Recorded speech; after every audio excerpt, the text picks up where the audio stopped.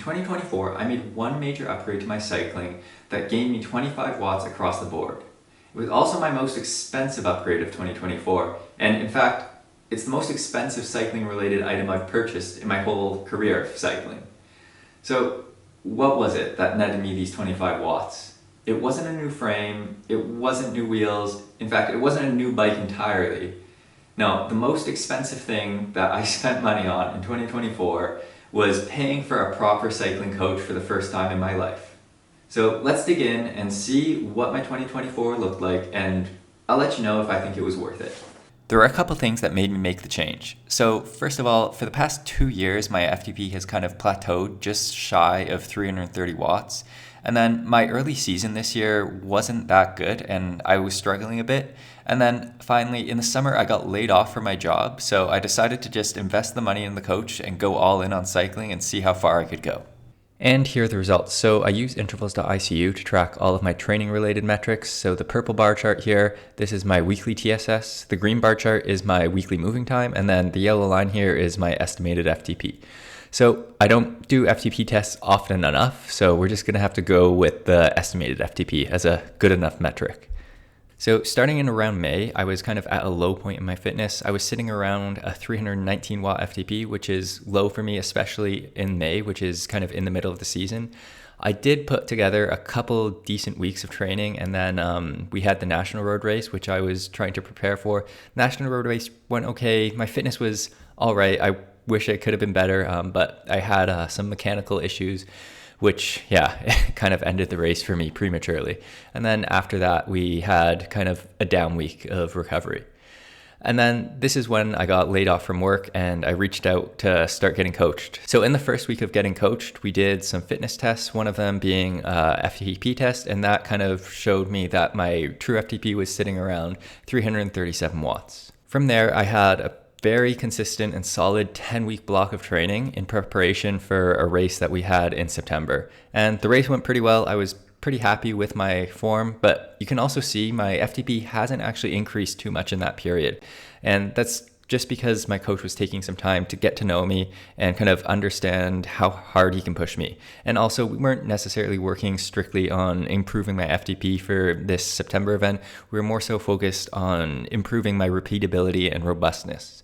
From there, I took a bit of time off in September, so a couple weeks, and then from there, after the break, I set a goal to myself that I wanted to raise my FTP, and my measuring stick for this was going to be the Alpe d'Huez segment, and I wanted to essentially see how fast I could get on that. So to start out, I did a baseline test just to see where I was at, and in the end, I did around 40 minutes up Alpe d'Huez, and that had me set at around a 340 watt FTP.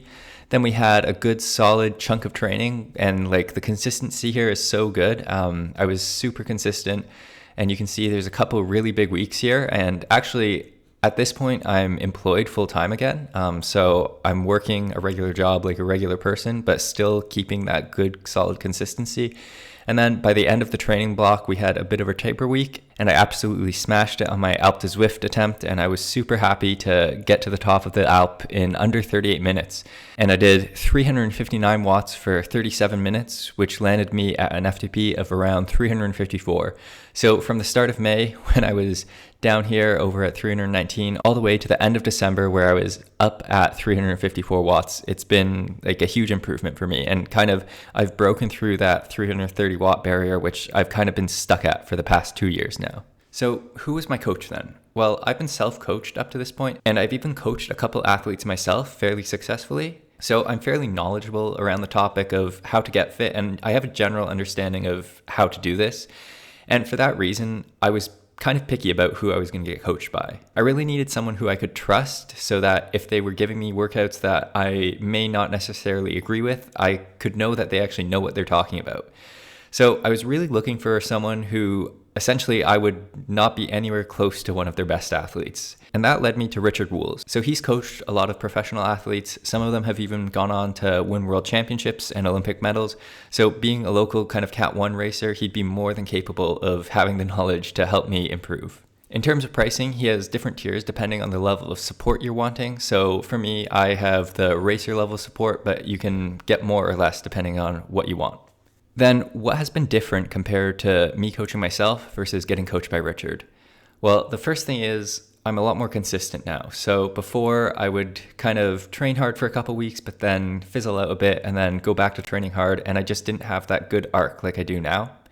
And then the other thing is I actually do the workouts. So I was more than capable of writing out a training plan for myself. And in fact, the training plan Richard has given me is kind of very similar to something I would give myself.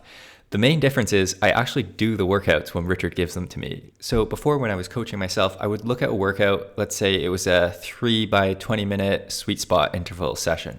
I would look at the TSS and be like, you know what, I can probably do this same amount of TSS in a Zwift race. So I'll just do a Zwift race, it'll be quicker and I'll get it over with and it'll be done quicker, more engaging. And sure, like the TSS is the same, but it's not exactly how that works. So now I'm a lot more rigid onto the plan and not doing these random Zwift races all the time. And it's kind of worked out better for me in the long run. I've also tried TrainerRoad before, and I've had kind of the same issues where I'm not really that compliant to the plan. So I'll look at the TSS and end up doing something different, but for the same TSS. Whereas to having an actual person looking at my workouts and kind of watching over my shoulder, I'm actually kind of forced to stay within the confines of the workouts and not go and do like kind of random stuff. The question we all wonder in the end is, was it worth it? Well, everybody values their money and their fitness kind of differently. So for everybody it's different, but for me, I think that it was worth it in the end based on how much money I've spent and where I'm at now. But you know, everybody's different. And in 2025, I'm going to be continuing to get coached by my coach. So that's how you know I thought it was worth it. Anyways, in 2025, I'm also going to be trying to upload to my YouTube channel a bit more frequently. So if you like my videos, you're in luck. There'll be more of them. If you dislike them, unfortunately, there's going to be more of them and you're going to have to watch them. Yeah, so let me know what you guys think.